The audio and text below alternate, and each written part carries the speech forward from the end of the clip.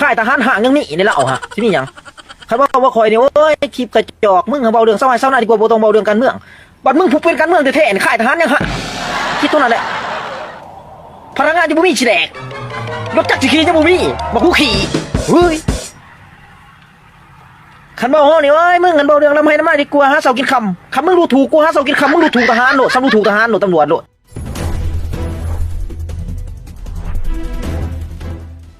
กับสวัสดีแล้วก็สวัสดี FC ที่ฟังไทยฟังลาวเด้อกันหน่อยเด้อนี่คือสิ่งที่คนเราต้องรู้การสนใจเบี่ยงว่านการเมืองเนาะการยุ่งกับการเมืองก็คือเห็นอนาคตเห็นคุณค่าของตัวเองเห็นอนาคตลูกหลานของตัวเองเป็นคนมีความคิดออกง่ายๆเนาะกันคนที่บ่มีความคิดนั่นแหละบ่สน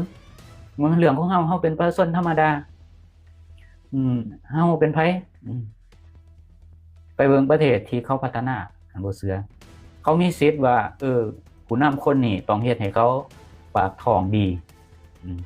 ต้องอยู่ดีกินดีต้องมีนโยบายที่ดีแต่อย่าลืมว่าเฮาเสียภาษีให้ทุกอย่างมันเอาภาษีไปเฮ็ดหยังเบิดเอาไปเฮ็ดหยังเบิดเนี่ยคนลาวยังบ่ได้คิดในจุดนี้คนลาวบ่สนใจการเมือง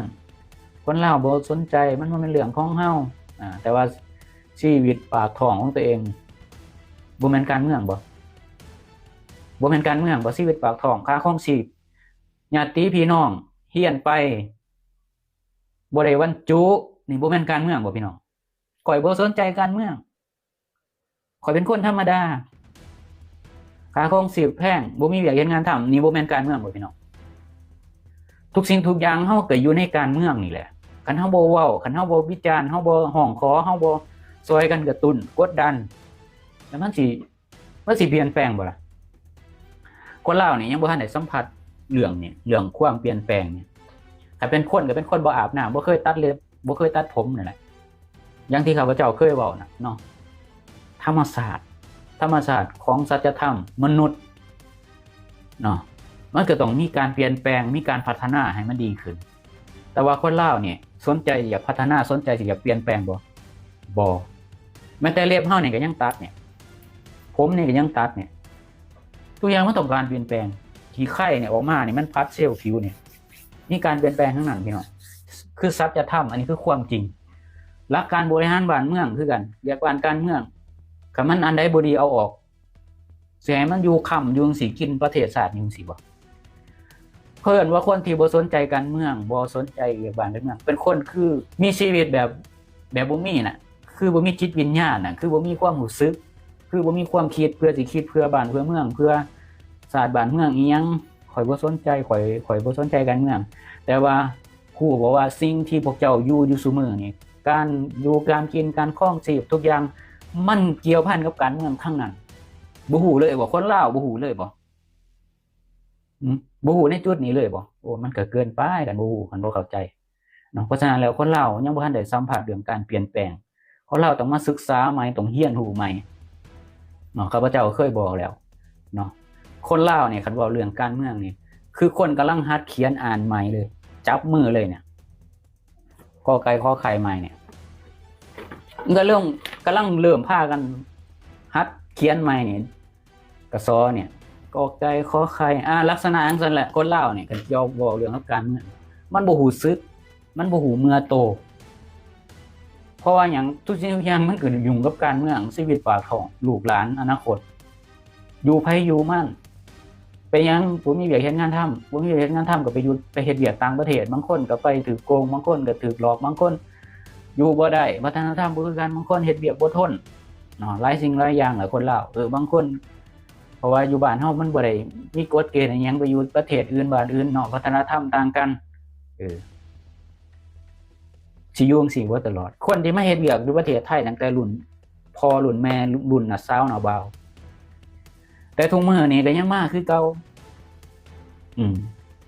สิมาฮอดไสพี่น้องฮอดล้านฮอดเหรียญของเฮาอีกบ่ต้องมาได้สิเซาไปขายงานต่างประเทศพี่น้องคิดอยู่บ่คิดจุดนี้อยู่บ่เดี๋ยวว่าบ่เคยคิดเลยมันเป็นคนคือบ่แม่นคนน่ะคือผียืนได้บ่มีจิตวิญญาณน่ะคันเป็นจังซี่พี่น้อง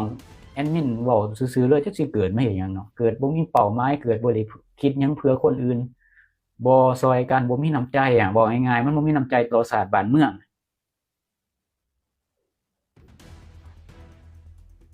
มันบ่มีน้ำใจเขาเอิ้นอยู่ไผอยู่มันต่างคนต่างเห็นแก่ตัวประเทศที่เขาเจริญโอ้มีเรื่องขึ้นมานี่เขาซอยกลุ่มรุ่มกันออกมาประท้วงออกมาเว้าออกมาวิจารณ์อันนี้ยังเบิ่งแต่ซีรีส์อันนี้ยังเบิ่งแต่อีหยังก็บ่ฮู้ TikTok เวลาเว้าการเมืองเวลาโพสต์นั่นนี่โพสต์เรื่องหยังก็บ่ฮู้เรื่องประเทศอื่นมันโพสต์น่ะคนลาวมันโพสต์น่ะส่วนหลายที่แอดมินไปเห็นอยู่ประมาณ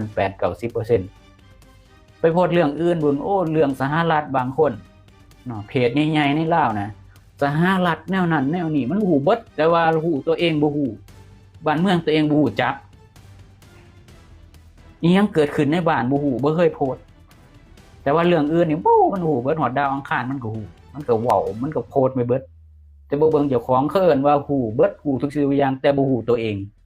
มันเป็นแนวนี้คนลาวบ่มีน้ำใจบ่มีสติบ่มีความคิดน่ะว่าง่ายๆน่ะข่อยบ่เข้าใจเป็นหยังเรื่องคนไทยมาลงความเห็นเรื่องของคนลาวในประเทศเพราะมีแต่ตัวหนังสือไทย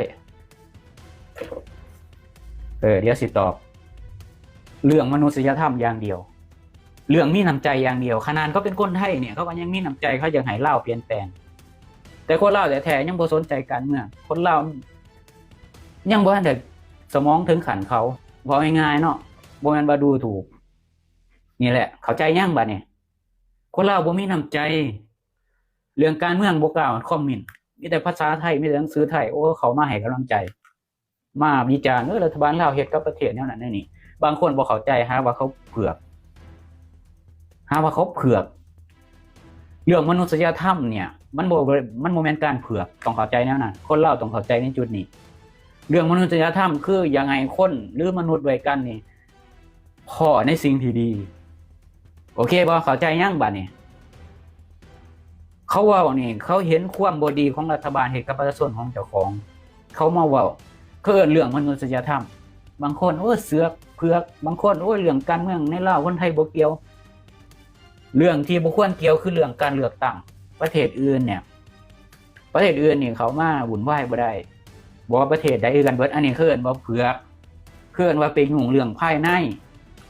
แต่เรื่องปากท้องชีวิตการปากท้องนี่มันเกี่ยวได้มันเป็นเรื่องมนุษยธรรมบ่ต่างกับเรื่องผัวเมียผิดกันเนี่ยมีคนข้างเฮือนเจ้ากำลังเขาซ้อมเขาตีลูกเมียเขาเจ้าบ่ซอยบ่มีกฎหมายบอกว่าเขียนอย่าไปยุ่งเด้อบ่ต้องไปซอยเด้อคันคิดแนวนี้น้ำใจบ่มีแล้วความเป็นคนน่ะบ่มีแล้วน้ำใจบ่มีแล้วมนุษยธรรมบ่มีแล้วหลักมนุษยธรรมคือจิตใจอันดีงามของมนุษย์ที่เห็นเพื่อนมนุษย์ด้วยกันลำบากบ่ได้รับบ่ได้ดีก็เว้าก็ซอยเว้าซอยกดดันซอยวิจารณ์คนไทยเนี่ยต้องขอบบุญขอบคุณขอบมกขอบใจที่เขามาซอยเว้าพิมพ์แบบนี้แสดงว่าบ่ฮู้นะกฎพื้นฐานของมนุษย์ยังบ่ฮู้แล้วถามแนวนี้เข้าใจเลยเบิ่งออกเลยว่ามันบ่เข้าใจดีคนลาวนี่มันต้องได้มาเขียนกอไก่ขอไข่ใหม่เข้าใจระบบอ่ะเนี่ยคนลาวนี่มันต้องมาเขียนจับมือเขียนใหม่นี่กอไก่ขอไข่เรื่องการเมืองเนี่ยบางคนเขาก็เว้านักไปคนลาวมันขี้ขาดตาขาวอย่าไปเครียดให้เขาได้พี่น้องอย่าไปเครียดพวกเจ้าบ่มีความคิดพวกเจ้าย่านพวกเจ้าบ่สนใจการเมืองพวกเจ้าคิดแนวนี้ทั้งที่ว่าการเมืองมันอยู่กับชีวิตปากท้องของพวกเจ้าเองพวกเจ้าคนไทยพวกเจ้าไม่เฮ็ดเวียกอยู่ประเทศไทยคนไทยเขาช่วยเหลือทุกอย่างพวกเจ้าชีวิตปากท้องบ่ดีช่วยเหลือทุกอย่างการแพทย์การหยังพวกเจ้าควรสิสำนึกเขามาเว้าเนี่ยถือว่าสมควรแล้วเขามาวิจารณ์มาเขียนพิมพ์เนี่ยบางทีเขามาซอยด่ารัฐบาลเฮานี่ต้องขอบใจเขาคนไทยน่ะเขาเว้าในเรื่องมนุษยธรรมมันบ่ได้เกี่ยวกับเรื่องภายในบ่แม่นเรื่องเผือกบ่แม่นเรื่องหยังต้องเข้าใจแนวนี้คนลาวต้องเข้าใจใหม่ให้เบิดทั้งสิ้นเลยเข้าใจผิดมาตลอดเลยคนไทยมาคอมเมนต์มาเว้าเรื่องรัฐบาลเขาเอิ้นรักมนุษยธรรมบ่แม่นเรื่องภายในก็เรื่องภายในเป็นการเลือกตั้งไปยุ่งเกี่ยวเรื่องคะแนนเสียงอันนี้บ่ได้